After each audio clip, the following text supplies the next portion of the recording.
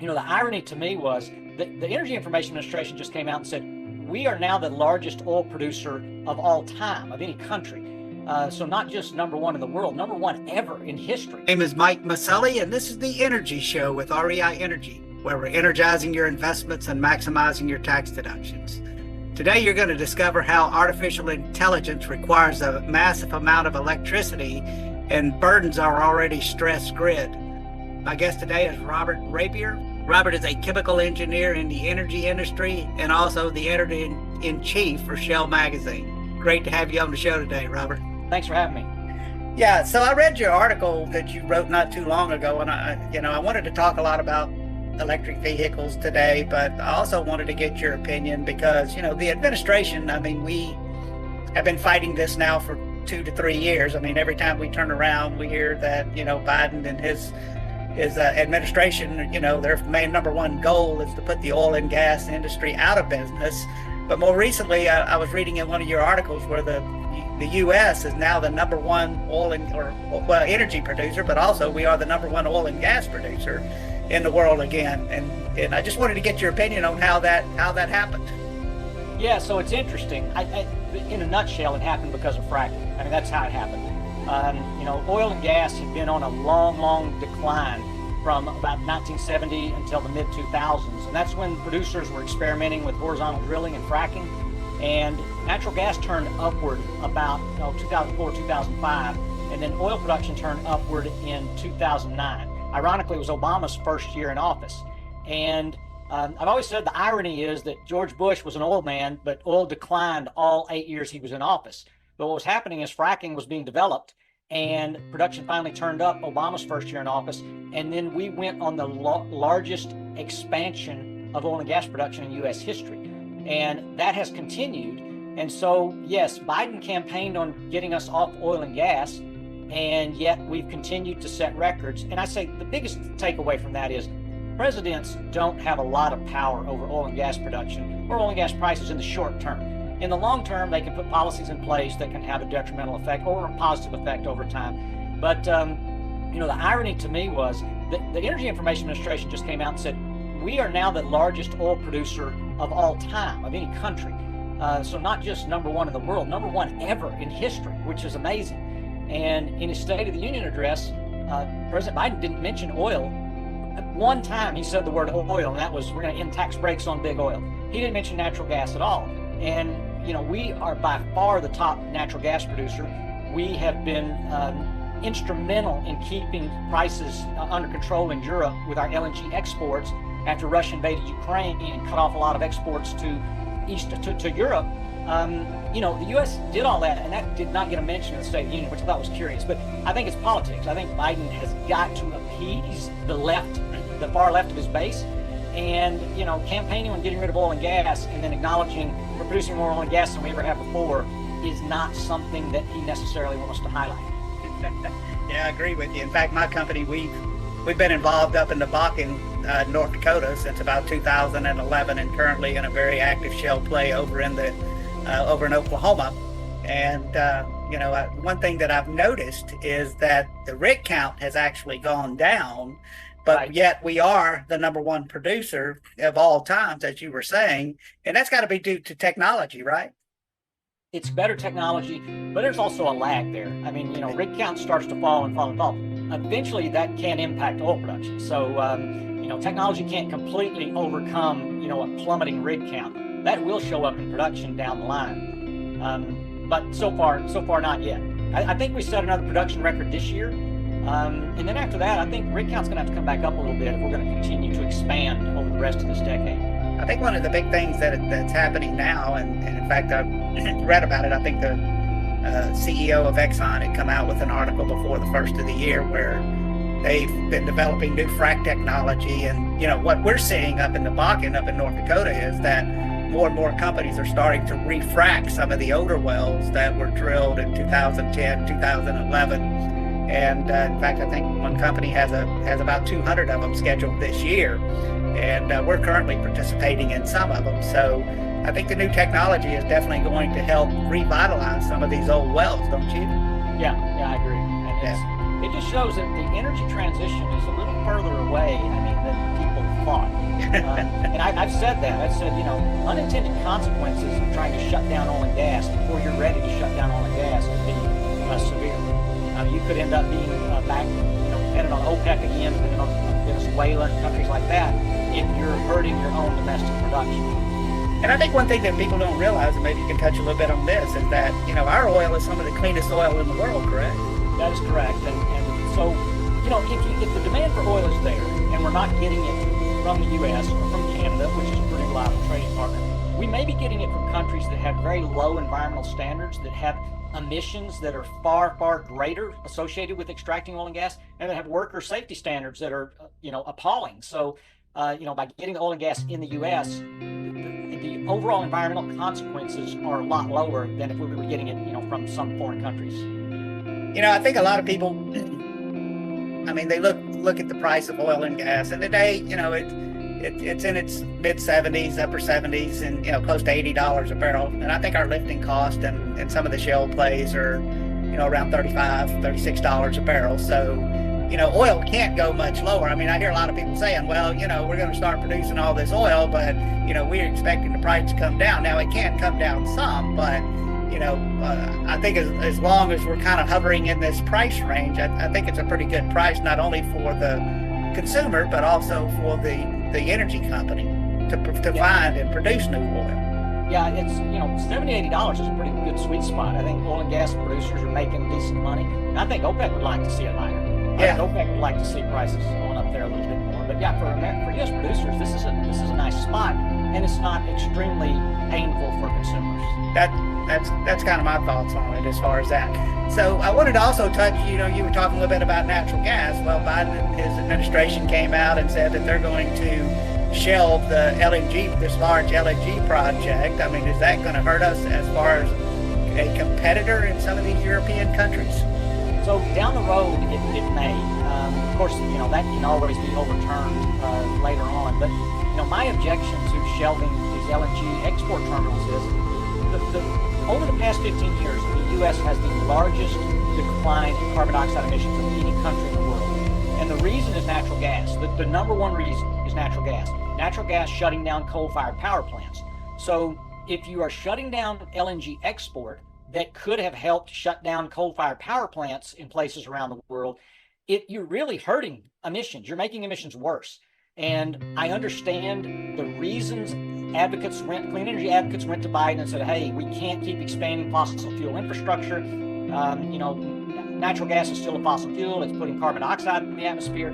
That's true, but if it's replacing coal, it has less than half the associated emissions per electric energy output as coal. So we've expanded natural gas consumption in the U.S. enormously, and yet our emissions have fallen a lot, and it's because natural gas replaced coal. And so that's one of those unintended consequences. You look at it and go, yeah, we shouldn't expand natural gas production if we want to rein in carbon emissions. But then when you say, well, it's shutting down coal, and it actually did reduce carbon emissions. So unintended consequences. Yeah, and I think, of course, in my opinion, I think that, when you look at all of the trillions of dollars, I guess, or hundreds of billions, whatever the number is, that in subsidies and, and throwing all of this in green energy. Green energy, wind and solar is still only about 20% of the market, right? Oil and gas still supplies about 80%. Is that correct? Yeah, oil and gas is still around 80%, and it hasn't changed tremendously over the past 20 years. Because our energy demands have grown, and as energy demand grows, I've written several articles that the increase in renewables is not even enough to keep up with the increase in demand. So as long as that's the case, renewables aren't going to be shutting down oil and gas. They're not even able to keep up with demand overall. So, don't get me wrong, I'm pro-renewable. I'm all for renewables. I think we ought to be doing as much as we can there. But it's unreasonable to think that renewables are going to rapidly end our dependence on fossil fuels. Well, I agree with you. We have close to 8 billion people in this country, in the world now, so we need every form of energy we can get our hands on, because oil and gas is a depleting asset, and at some point way down the road, it's going to become harder and harder to find. Right. And but I also wanted to see if you could kind of touch on a little bit, and I don't know how much you know on this subject, but about the refining capability, because I think that that's where we're really hurting in this country, right? Is the lack of refineries. right? That we have lost some refineries over the past few years. Refining capacity in the U.S. is not expanding. I'd have to look, but I think we're down a little bit over the past decade in our refining capacity. And yeah, that's a bottleneck. But a lot of our refining does. So the oil we produce, the light oil we produce, a lot of it now is exported, and the U.S. brings in heavy oil. We refine it because our refiners have tooled to take heavy sour oils over the past 40 or 50 years, and then they export. And so we are now a significant net exporter of finished products like gasoline and diesel. And that's been a boom for U.S. refiners. I mean, you look at stock prices on Valero and Phillips 66 and Marathon. I mean, they are up 200% and 300% over the last 3 or 4 years. They're big stock moves in those companies. So they're not hurting, but yes, we do have some shortage of refining capacity, and that does hurt us some. Well, that's great. I appreciate you touching on that. So now we can kind of talk about our main topic, which was electric vehicles. So we started all this, and I know that they're starting to pile up on these dealers' parking lots, and I don't think people are embracing them as much as Biden and his administration would like us to embrace them. Correct? Right. So it's funny. I gave a talk in Utah probably about 2018. And that was one of the questions they asked. They said, when are we all going to be forced to drive electric vehicles? And it was a cold, snowy day, and I'd walk through the parking lot, and it was full of four-wheel drives, and it was full of rugged vehicles. And I said, 10 years from now, that parking lot's going to look exactly like it does now.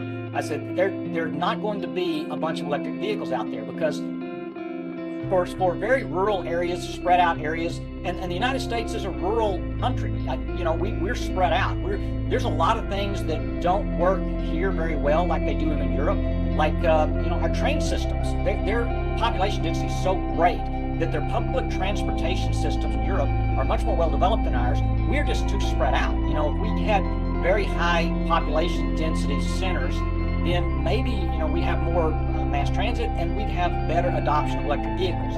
But as it stands, I think you had a lot of early adopters that bought electric vehicles, but then most consumers are sitting back saying, I'm going to wait a little bit because this is still not, they're still very expensive. This is not super convenient for me. I can't easily I can hop in my car right now and drive across the country. But if I have an electric vehicle, that's not going to be as easy. I've got to carefully plan out my route. I've got to figure out where I can charge. If I run out of gas in the middle of nowhere, it's not that big a deal for me to get, gas and get going again. But if my battery dies in the middle of Nebraska, I may have a problem. And I think that's, people have a concern about that. Range anxiety, the length of time it takes to charge, and that's starting to show up in slowing growth. And that's what's hitting the electric vehicle companies. Electric vehicle manufacturers' stock prices now are down across the board. And that's what's going on. They forecast that, we'd all be driving electric vehicles 10 years from now, and the demand projections were, sky high, and now they're saying that there's a lot of warning signs, and electric vehicle companies are warning that, growth is slowing down. Hertz had to take a big hit to profits last year because they had this very aggressive move to put, I think, 150,000 electric vehicles out in their fleet, and they ended up costing them a lot more money than they expected. And the funny thing was, they said the repair costs were very high for these electric vehicles. And so Hertz is now, they took a hit to profits, I think, in Q3 last year, and then they said, we're scaling back. We're selling some of our electric vehicle fleet, and we're buying gasoline, internal combustion engines to replace those. And I think that's what's going on. It's not that electric vehicles won't continue to grow. I think they will. But adoption is going to be slow for skeptical people who are used to pulling into the gas station and filling their car up in 5 minutes and being on their way and not really having any range anxiety. Having a reasonable priced vehicle. The entry point is pretty high still for most of these electric vehicles. And with interest rates as high as they are, that's another problem. You go out and you buy a brand new electric vehicle and you have high interest rates right now. That's a problem for people. And plus the longevity of the batteries. I mean, how long does the battery last? Yeah, that's going to be a big issue. I've always said this, when we have a bunch of batteries start to have to be replaced, that's when people are going to go, oh wow, this is much worse than having to replace an engine in a vehicle. An engine in a vehicle might last, 200,000 or 300,000 miles. An electric vehicle, the batteries are going to be gone, I've seen, 8 years, 6 to 10 years, something like that, that's going to be a massive capital expenditure back into your car. And that's why the depreciation, that was the other thing Hertz said, depreciation was really high on these electric vehicles. And we're going to have a big problem coming down the road because we're not ready for all these batteries that are going to have to be recycled. We don't have the recycling capabilities, so whenever they do have to be replaced, those batteries are going to end up getting shipped to China for recycling, probably. Yeah, I agree with you. I mean, I drive a truck, and heck, that truck almost costs as much as a house now. And electric vehicles are more expensive than that almost. But the battery, I guess, is what, a third or 2/3 of the cost of the whole car, and you go to a significant chunk of that. And you can't force consumer behavior. You can incentivize it, and they've tried to do that, but the incentives were taken by all the early adopters, and now some of the incentives are running out. And I think skeptical people are just saying, I'm going to wait a little bit longer before I do this. And I'm confident that in 2030, all those people that I saw in Utah are still going to be driving internal combustion engines. They're all across the Midwest and maybe in heavy population centers like Los Angeles, maybe New York, some of these big cities. Maybe you'll see a lot of electric vehicle adoption, but across the country, I don't see it. In my opinion, I think we'll see, like you were saying, in more of the urban areas where, we have a lot more hybrids. That makes a lot more sense to me than having just all-out electric vehicles. And sure. What impact does that have on the grid? I mean, we haven't really talked about that yet, but I mean, could we even handle a population that 70 or 80% of the cars were on our current grid structure in the U.S.? We certainly could not handle that today, and that is a big concern. And that's another problem with planning. If you think, everybody's going to be on electric vehicles a decade from now, you've got to have massive investments in the grid infrastructure, and a massive increase in electrical production capacity. But if the projections are off, then maybe you invested a lot of money in the grid that was a little premature. So these things become important. We've got to adjust as we go on, and we may see, okay, electric vehicles aren't coming on as fast as we thought they would. Therefore, we can spread those grid investments out on a little bit longer time frame than we thought. And that's not even including the new AI that's supposed to be able to. I mean, you need so much electricity in order to operate a lot of those data centers, correct? Correct. The AI data centers do consume a lot of power. There's a lot of computing power that goes into those. I've been talking about AI for a couple of years now, and I've learned to use it in my work. I do a lot of question and answer with AI, and I'll say, if I see a word I don't understand, explain this to me. And they do still hallucinate sometimes. The thing about AI, if you don't know enough about the topic, and you're just a layperson, you say, write me an article about the oil industry, it's going to get facts wrong. And if you don't know enough about it, if you're just a layperson trying to pass yourself off as an expert using AI, you're going to mess up. You're going to make mistakes. And that's the thing about the AIs. I use them a lot. I catch them making mistakes a lot.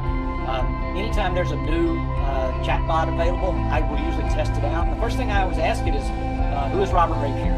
And sometimes there have been some that are spot on, like to the detail that I was amazed that they knew. And there were some that just completely hallucinated information. I mean, it would say, I'm a writer for the BBC, and I live on Kauai in Hawaii, and just completely wrong information. And that's the danger, with the AIs. They've got tremendous potential, and for optimizing the grid, they've got tremendous potential. They're also a huge power drain, and they do hallucinate a lot. I catch people using AIs all the time because I'll say, well, that is factually incorrect. Your AI probably spit that out, and you didn't know any better than you repeated it. It's only as good as the information they're putting into it, right? Right. In order to use that. But yeah, I agree with you on the electricity, and I guess that means that natural gas is going to be around for a while, because I don't think they're going to have windmills and solar panels. They're going to be able to generate that much electricity to go into the grid.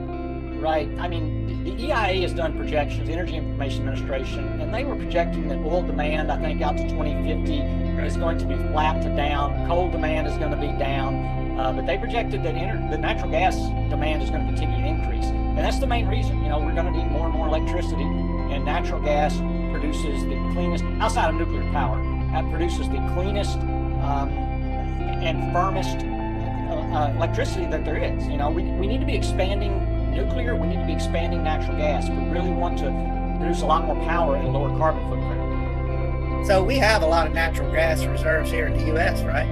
We've got huge natural gas reserves. I remember when fracking was just getting started, I talked to a geologist and I wasn't sure, you know, it was about 2005 and they were, at that time there were some projections that I thought were completely out of touch with reality. And I talked to a geologist and he said, we have got more natural gas than you can imagine. And he said, once they start to figure this out, fracking and the horizontal drilling, he said our natural gas production is going to expand dramatically. And I was very skeptical of his claim, but he's proven right. I mean, I think natural gas production is up 90 or 100% since 2005. Yeah, I agree with you. And, you know, it just seems like that technology continues to help out. And of course, AI, I'm sure, will be a big part of that. Can you tell us a little bit about your new magazine that you're editor-in-chief of and what exactly y'all do? Sure. So Shale Magazine has been around for a while. I took over as editor-in-chief in mid-February, and we cover the energy sector. You know, we cover, it's not, you know, it says the title is Shale Magazine. We cover everything. We cover, you know, nuclear and renewables, and but, you know, with a focus on, you know, the oil and gas industry, and particularly, you know, the dramatic increases in production that have happened over the past, you know, 15 years. I write a lot about that. Our writers write a lot about that. But we do cover the entire energy space. We have a podcast that goes out on, in fact, it's on the radio in the Houston area, I think every Sunday night in the Oil Patch Radio. And we've got, you know, different guests every week. And, you know, it's, you know, our CEO, Kim Bellato, she's got designs on expanding that and growing it to be the premier oil and gas magazine in the country. That's great. So what are your thoughts on nuclear? So I always am cautious with this. I'd say, look, we cannot afford a Chernobyl. We cannot afford a Fukushima, but we can design plants that are fail-safe plants. And I always give an example of an electrical fuse as a fail-safe design. So if you got too much power running through a fuse, it melts the fuse, power stops, it shuts down in a safe state. Neither Fukushima nor Chernobyl were fail-safe designs. And we have the ability to make those, but we have a very skeptical public. I think nuclear is so important for a world that is going to increase power demands over time. And nuclear can produce zero carbon electricity. And that's going to be really critical. For anybody that is really, really serious about reining in carbon emissions, and they think, you know, wind and solar is going to do it all, they really need to be taking a serious look at nuclear. And I tell a lot of people, I say, I don't think you've done the math. If you think that, you know, wind and solar are going to do all the heavy lifting here, you know, even in a wildly optimistic scenario, you're talking about decades from now before that could even be reality. You know, nuclear provides firm power. You can build a nuclear plant that can replace a coal-fired power plant. You can't do that with wind and solar. You know, you're not going to put a solar plant in and replace the firm power of a coal-fired power plant in a centralized location. A nuclear power plant can do that. A natural gas plant can do that. So, you know, I'm very bullish on nuclear, but we have made it hard for nuclear in the U.S. And, you know, it's been hard after the disasters at Chernobyl and Fukushima. The world momentum for nuclear really declined. And it's understandable. I mean, I tell people, look, I support nuclear, but you cannot have an accident happen where somebody knocks on your door and says, you have to leave your home forever because, you know, we just had a meltdown and this area is going to be radioactive now for the next 100 years. So you got to grab what you can, get out. You're homeless now. Yeah, no, I agree with you. I think the first thing they ought to do is change the name of it, right? So it's not like a nuclear bomb. So, you know, call it green energy or whatever they want to call it. I think people would get a lot more on board with it. But I'm 100% in agreement with you that, you know, if we are going to move away in the future from hydrocarbons, then we have got to input nuclear into that strategy. Right. Very important. And I'd say it's most important for the world that China does it, because China is still consuming more than half the world's coal, and most of the growth in carbon dioxide emissions are coming from Southeast Asia, with China and India leading the pack. U.S. emissions over the past 50 years are not that much different. If you look 50 years ago, we're not producing a lot more CO2 than we did then. Well, maybe a little bit less, but it's in the range of where it was 50 years ago. If you look at Asia, their carbon emissions are just sloped like this. I mean, every year they're growing, and ours have been like this for 50 years. Been down over the past 15, but pretty steady, and it's just night and day if you look at Asia. So it's really important that Asia rein in its carbon emissions, and if China and India could build nuclear plants, fail-safe nuclear plants, to shut down coal plants, the world would be doing the world a great favor. I agree. So, Robert, can you tell our listeners how to follow you? Sure. You can find me in several places. Like I said, I'm editor-in-chief now at Shale Magazine. I'm still senior contributor at Forbes, so you can usually find a new article a week by me at Forbes. And then I write a lot about investments. I've been writing about energy investments for many years, but I also write about the utility sector, and I write about covered calls, in the stock market for investing daily. I've got 3 subscription newsletters there, and we've got more than 20,000 subscribers there at Investing Daily. Thank you for coming on the show today. I'd love to have you back in the future. Anytime. I'd love to talk about energy. Thanks. This podcast is a presentation of Rich Dad Media Network.